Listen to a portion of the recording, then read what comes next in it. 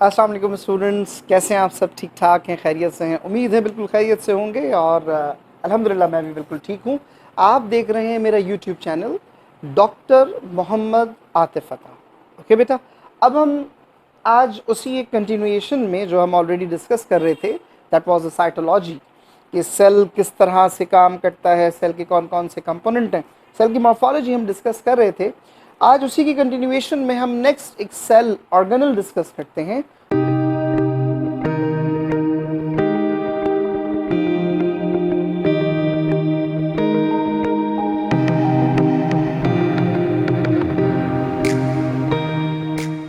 Golgi apparatus भी कहते हैं, इसको गोल्गी कॉम्प्लेक्स भी कहा जाता है। ये सारे इसके नाम हैं। इसको डिक्टायोसोम्स भी कहते हैं। अच्छा, इंटरेस्टिंग बात यह है कि गोल्गी कॉम्प्लेक्स तकरीबन वैसे ही स्ट्रक्चर बना होता है जैसा एंडोप्लाज्मिक रेटिक्यूलम का होता है। बस फर्क क्या होता है कि एंडोप्लाज्मिक रेटिक्यूलम जो है वो एक पूरा एक फ्लैटेंड सैक लाइक स्ट्रक्चर होते हैं और ये पैरेलल होते हैं एक दूसरे के साथ। कैसे? अगर हम गोल्गी कॉम्प्लेक्स का स्ट्रक्चर बनाएं तो ये कुछ इस तरह से बना होता है और ये आपस में इंटरकनेक्टिंग। ठीक है बच्चों, तो ये एक इसका स्ट्रक्चर, ये आपस में एक दूसरे के साथ कनेक्टेड होते हैं। सबसे पहली बात ये कि Golgi bodies are a canalicular structure same as endoplasmic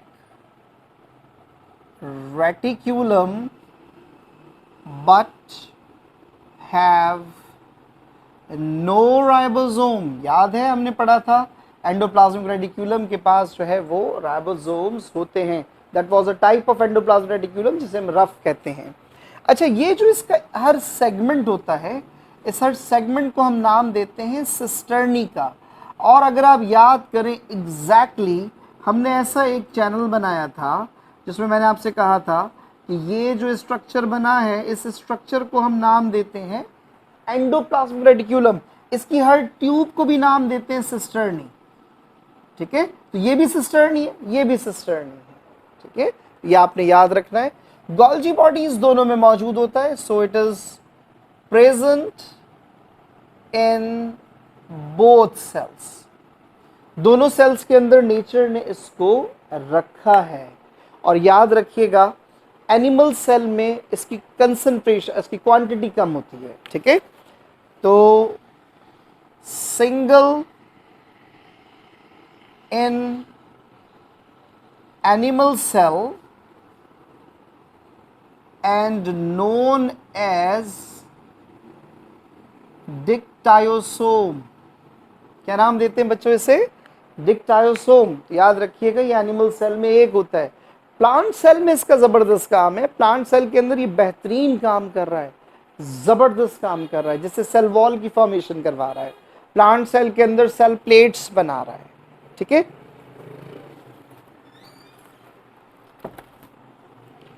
तो ये तमाम के तमाम फंक्शंस परफॉर्म करवाएगा गोल्गी बॉडीज। जैसे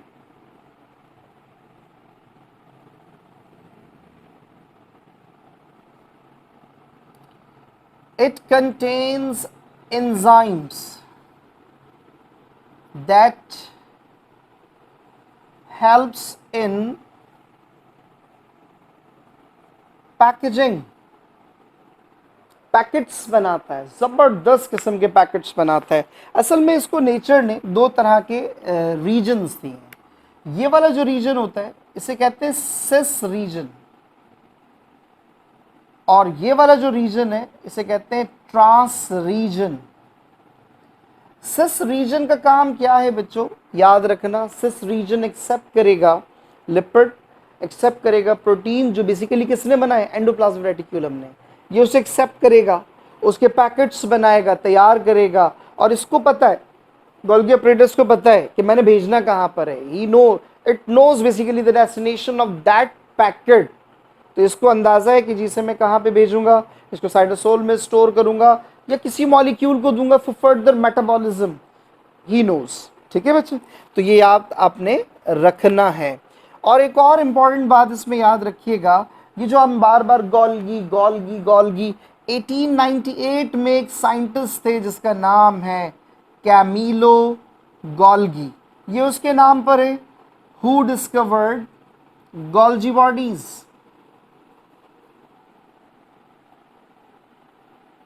तो जिन्होंने गोल्जी बॉडीज डिस्कवर किए थे उसका नाम है कैमिलो गोल्गी, 1898 में। याद करें मेरा प्रीवियस लेक्चर जो हमने एंजाइम्स पे बात की थी, काफ़ी अर्सा हो गया इस बात को।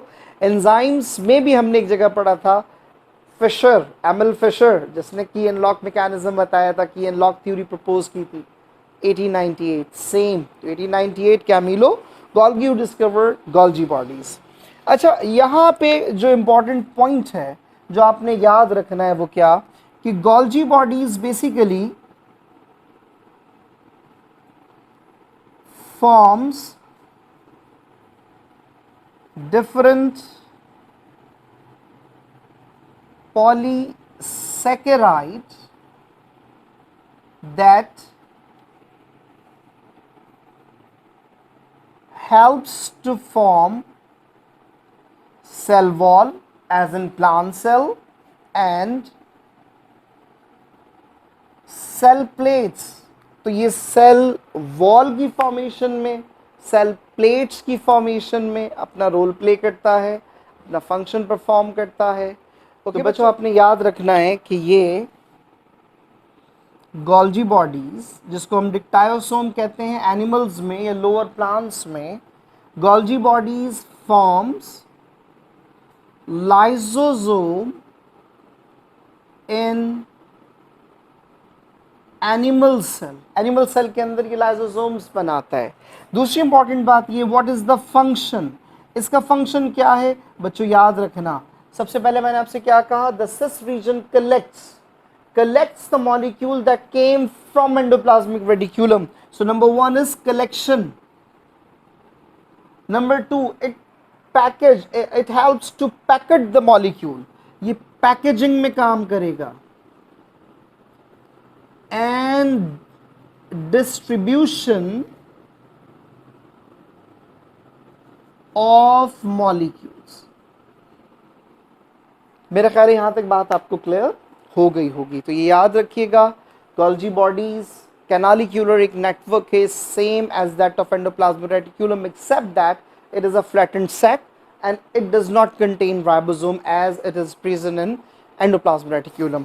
इसके अलावा दोनों सेल्स में मौजूद है। फ़र्क ये होता है कि एनिमल सेल के अंदर ये सिंगल होता है, हम इसे कहते हैं डिक्टायोसोम्स। एनिमल सेल में ये लाइसोसोम्स की फॉर्मेशन करवाता है। प्लांट सेल के अंदर ये सेल वॉल की फॉर्मेशन और सेल प्लेट्स जो कि सेल डिवीजन में, सेल साइकिल में हेल्प करती हैं बेटा, उसके अंदर हेल्प करेगा। इसके अलावा इसके पास जो एंजाइम्स होते हैं वो बेसिकली पैकेजिंग में हेल्प करते हैं। So these are the different functions of Golgi bodies and one thing you should be remembered, वो क्या बेटा, कि it is discovered by Camillo Golgi in 1898। So this is all about Golgi bodies. तो क्यों ना भी हमारे पास टाइम बचा है लाइसोसोम डिस्कस करें। आइए लाइसोसोम डिस्कस करते हैं। तो अस्सलाम वालेकुम बच्चों, चलें अब हम स्टार्ट करते हैं विद लाइसोसोम्स। लाइसोसोम्स याद रखिएगा बेटा, ये बड़ा एक इंटरेस्टिंग सा एक मॉलिक्यूल है, एक सेल ऑर्गेनल है। Lyso is cells for break down या splitting and soma mean body. Point for the memorization वो क्या है, it is present in animal cell. इसको हम ओनली कर देते हैं, it is present in animal cell. तो एनिमल सेल में ये सिर्फ और सिर्फ मौजूद होता है। It is absent in plant cell. Plant cell में लाइसोसोम्स नहीं होते। दूसरी इंपॉर्टेंट बात, lysosomes are single membraneed cell organelles which are originated from Golgi bodies. याद है मैंने आपसे कहा था एनिमल सेल में गोल्गी बॉडीज जिन्हें हम डिक्टायोसोम्स कहते हैं वो बनाती हैं लाइसोसोम। याद है आपको? Good, that's great. ये हमने प्रीवियस लेक्चर में डिस्कस किया था। तो लाइसोसोम सिंगल मेम्ब्रेन बाउंड है। अच्छा, सिंगल मेम्ब्रेन डबल मेम्ब्रेन का ये एक बड़ा अजीब चक्कर है, बच्चे बड़े कंफ्यूज होते हैं। बहुत आसान सा मैं आपको इसका बताता हूँ। वो सारे मॉलिक्यूल्स जो सिक्रीशंस एंजाइम सिक्रीट करते हैं फॉर डिफरेंट मेटाबॉलिज्म्स, जैसे ग्लाइऑक्सीजोम है, परऑक्सीजोम है, लाइसोसोम है, नेचर ने इन सबको सिंगल मेम्ब्रेन रखा है। ये तीनों सिंगल मेम्ब्रेन है, लाइसोसोम, परऑक्सीजोम, ग्लाइऑक्सीजोम। ठीक है बच्चों? अच्छा, लाइसोसोम जो है बेसिकली लगता है ऐसा है कि मॉलिक्यूल्स तोड़ता रहेगा। नो, बेसिकली जो फॉरेन पार्टिकल्स आ जाते हैं, चाहे वो बैक्टीरियाज की फॉर्म में हो, चाहे वो खाने की फॉर्म में हो, इनका काम है उसको सिंप्लीफाई करना, डाइजेशन करवाना, कॉम्प्लेक्स कंपाउंड को सिंपल में चेंज करना। इवन ये कि जो वाइट ब्लड सेल्स में फैगोसाइटोसिस होती है, जो वो बैक्टीरियाज को खा जाता है, पैथोजेंस को खा जाता है, उसमें भी लाइसोसोम हेल्प करता है। तो लाइसोसोम का जो बेसिक फंक्शन है, वो बेसिक फंक्शन क्या है कि lysosome helps in digestion of foreign substance। Even ये फॉर एग्जाम्पल चाहे वो बैक्टीरिया हो, यानी उसको हम कहें सिंपल पैथोजन हो, या फिर कोई मैक्रोमोलिक्यूल हो। मेरी बात समझ रहे हैं आप? जैसे carbohydrates, glucose, glycogen, starch, proteins converted into peptide, oligopeptide. तो ये सारे के सारे, आज सवाल ये यार, ये क्यों डाइजेस्ट कर रहा है, ये क्यों उसे सिंप्लीफाई कर रहा है? क्यों? क्योंकि lysosome contain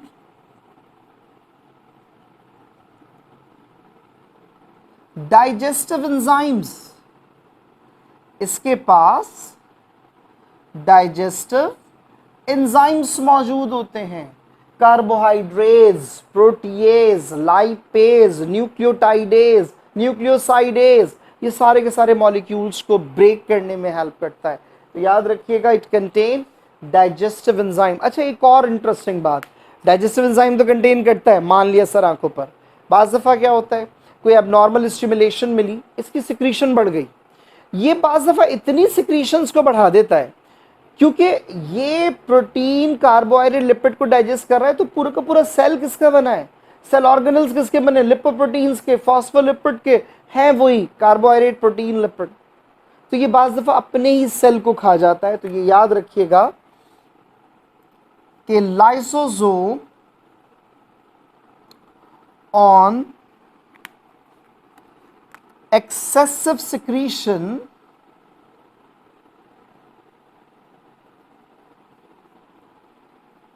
causes destruction of its own cell। अपने ही सेल को खा जाता है। और अगर ये अपने सेल को खा जाए तो इस प्रोसेस को नाम देते हैं ऑटोफेजी। और इस प्रॉपर्टी को कहा जाता है, प्रॉपर्टी को कहा जाता है सुसाइडल सेक। सुसाइडल सेक, खुदकुश बमबार, अपनी सेल को मार देना। तो ये अपनी ही सेल को खा सकता है, अपनी ही सेल को मार सकता है। लाइसोसोम बेटा अगर थोड़ा सा भी हमारी बॉडी के अंदर डिस्टर्बेंस जनरेट कर दे, या लाइसोसोम के जो एंजाइम प्रोड्यूस हो रहे हैं, अगर उन एंजाइम्स में थोड़ी बहुत भी अप एंड डाउन हो जाए, you won't believe massive destruction हो जाएगी बॉडी के अंदर। इवन ये कि अगर फर्ज कर कोई एक एंजाइम एब्सेंट हो जाए, और उस एक एंजाइम के एब्सेंट होने की वजह से बिलीव करें बॉडी में तबाही मच जाती है। जैसे ग्लाइकोजन टूटे नहीं तो ग्लाइकोजन बॉडी में स्टोर हो जाएगा, that leads to the glycogen storage disease, जिन्हें हम कलेक्टिवली लाइसोसोमल स्टोरेज डिजीज कहते हैं। तो ये कुछ प्रॉब्लम्स इसमें क्रिएट करते हैं। आए इससे रिलेटेड हम कुछ डिजीजेस डिस्कस करते हैं जिन्हें हम कहते हैं लाइसोसोमल स्टोरेज डिजीज। आइए बच्चों से डिस्कस करते हैं।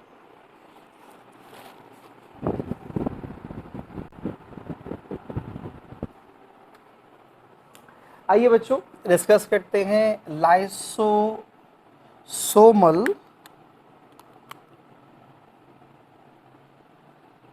Storage diseases. Lysosomal storage disease basically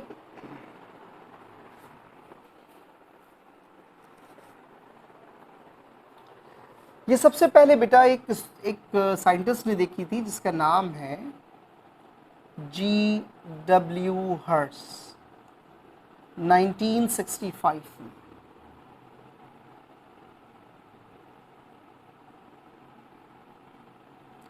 अच्छा, इसमें बेसिकली जो G.W. हर्ट्स ने जो बताई है लाइसोसोमल स्टोरेज डिजीज जो है वो मोर देन 30 डिफरेंट डिजीजेस हैं, ठीक है। और इसमें जो एंजाइम की डेफिशिएंसी बताई है, जो एंजाइम डेफिशिएंट है उसका नाम है alpha glucosidase.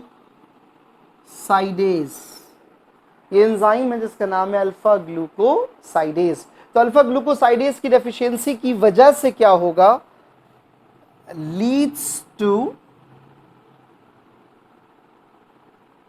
the abnormal accumulation of glycogen in the body। Body के अंदर एबनॉर्मली ग्लाइकोजन एक्यूमुलेट होना शुरू हो जाएगा, और अगर एबनॉर्मल एक्यूमुलेशन होती है that leads to different types of diseases. यहाँ पर कुछ डिजीजेस हैं वो हम आपसे डिस्कस करते हैं। उसमें नंबर 1 है जिसको हम नाम देते हैं टे-सैच डिजीज। टे-सैच डिजीज, टे-सैच डिजीज के साथ प्रॉब्लम क्या होता है बेटा, इसमें नंबर 1 जो सिम्टम नजर आता है, जो साइन और सिम्टम नजर आता है, दैट इज मेंटल रिटार्डेशन, ठीक है। उसके साथ साथ ब्लाइंडनेस नजर आती है और डेथ हो जाती है at the age of 3 years। 3 साल की उम्र में डेथ हो जाती है। मेरी बात समझ रहे हैं, ठीक है। ये कुछ साइन और सिम्टम्स है, मेंटली रिटार्ड होगा पेशेंट और उसके साथ साथ ब्लाइंडनेस का प्रॉब्लम होगा। इसके बाद जो इसमें सेकंड डिजीज देखी जाती है उसे कहते हैं गॉचर्स डिजीज। गॉचर्स डिजीज के अंदर जो एबनॉर्मेलिटी देखी जाती है उसे कहते हैं हेपेटो स्प्लीनोमेगाली। इसका मतलब क्या है, enlargement of liver and spleen। Liver और स्प्लीन का साइज बहुत ज्यादा हो जाएगा। इसके साथ साथ erosion of long bones यानी डीमिनरलाइजेशन।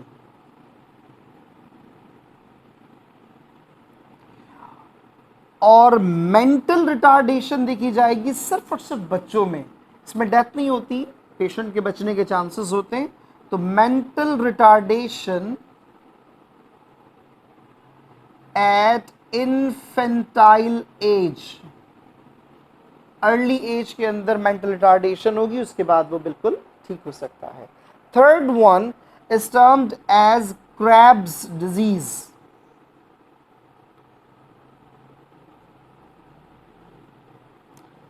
क्रैब्स डिजीज में पेशेंट के अंदर देखा जाता है that is loss of myelination.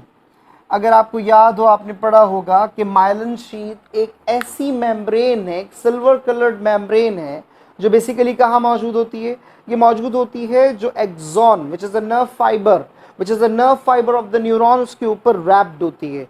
ये इंक्रीज करती है वेलोसिटी ऑफ कंडक्शन। अगर किसी वजह से ये एब्सेंट हो जाए और इसकी फॉर्मेशन खत्म हो जाए तो क्या नुकसान होगा, सेंसेशन कम हो जाएगी।